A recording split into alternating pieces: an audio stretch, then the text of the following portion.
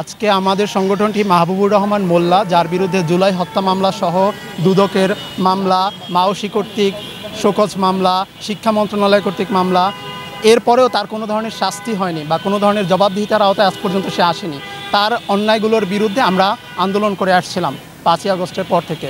তারই ধারাবাহিকতায় আজকে সম্প্রতি আমরা দেখলাম এনসিপির একজন নেতা আমাদের সংগঠনের 5 জন নেতাকে চাঁদাবাজ এবং এনসিপির নাম ব্যবহার করে আমরা চলি এ ধরনের অভিযোগ তুলেছে। পরিপ্রেক্ষিতে আমরা জানতে চেয়েছিলাম এই অভিযোগগুলোর সত্যতা কী বা প্রমাণ কী, কিন্তু তারা কোনো ধরনের প্রমাণ আমাদেরকে দেখাতে পারেননি, অভিযোগের সত্যতাও দেখাতে পারেননি। যার জন্য আমরা মনে করছি SM শাহরিয়ারের যে কাজটি সেটি মাহবুবুর রহমান মোল্লার সাথে যোগসাজশের মাধ্যমে হয়েছে এবং এনসিপির কাছে SM শাহরিয়ারের বিরুদ্ধে অভিযোগ দেওয়ার পরেও কোনো ধরনের ব্যবস্থা গ্রহণ না করায় আমরা এটিও শঙ্কা করছি এনসিপি সাংগঠনিকভাবে এই অপরাধের সাথে জড়িত। আমি শাকির আহমেদ তুরান, সহসভাপতি, বাংলাদেশ গঠনতান্ত্রিক আন্দোলন। এই যে আপনারা যে আজকে যে সমাবেশটা করছেন, এইটার আসলে ভিত্তিটা কি, রিজনটা কি? যারা 5ই আগস্টের পরবর্তী সময়ে সততার সঙ্গে বিভিন্ন ফ্যাসিস্টদের সাথে যারা আতাত করে এখনও অরাজকতা চালিয়ে যাচ্ছে বা আওয়ামী পুনর্বাসনের একটা আনন্দে তারা মাতোয়ারা হয়ে যে কাজটা করছে, এখনও বিভিন্ন সুযোগ সুবিধা নিচ্ছে, তাদের বিরুদ্ধে যারা সক্রিয় অবস্থানে ছিল তাদেরকে কিভাবে কি অপবাদ দিয়ে তাদেরকে সেই কাজ থেকে দূরে সরানো যায় বা তাদের দুর্নীতি করার যে ক্ষেত্র, সেই ক্ষেত্রটাকে কিভাবে অক্ষুণ্ণ রাখা যায়, সেই চেষ্টায় এখন নতুন করে এনসিপি সেই আমাদের যাত্রাবাড়ি ডেমরা অঞ্চলের যারা আওয়ামী ফ্যাসিস্ট ছিল তাদের সাথে আতাত করে তারা এখন আমাদের বিরুদ্ধে অপপ্রচারে নেমেছে।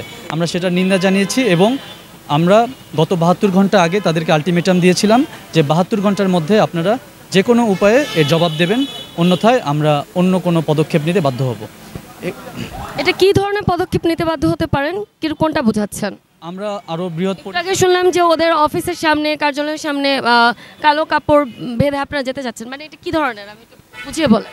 জি, আসলে দেখেন, আমি 5ই আগস্টের পরবর্তী সময়ে রাজপথে সক্রিয় অবস্থায় বিভিন্ন অনিয়ম দুর্নীতি প্রতিরোধের জন্য সোচ্চার ছিলাম। এগুলো নিয়ে যখন লেখালেখি শুরু করেছি তারপর থেকে আমার উপর বিভিন্ন হুমকি ধামকি আসতে শুরু করেছে, কিন্তু সেগুলোর তোয়াক্কা না করে আমরা যখন এই অপ্রতিরোধ্য আন্দোলন চালিয়ে যাচ্ছি তখন তারা আমাদের সঙ্গে সহাবস্থান না জানিয়ে তারা যখন ফ্যাসিস্টের সঙ্গ নেয় তখন আমাদের আন্দোলনটা কতটা তীব্র হবে সেটা আপনারা সহজেই অনুমেয় করতে পারেন, সহজেই অনুমেয় সেটা। তাহলে এখন সর্বশেষ প্রশ্ন, যদি তারা আপনাদের সাথে কোনো সমঝোতার বাণী রাখে সেক্ষেত্রে আপনার মতামত কি? আমাদের সমঝোতার ব্যাপারে বলতে হলে সবার আগে সেটার গ্রাউন্ড থাকতে হবে। সেই গ্রাউন্ডটা আমরা বিশ্বাস করি সেটা হচ্ছে সততা। এখানে কে অপরাধী সেটা প্রকাশ করাটাই আমাদের আলটিমেট গোল।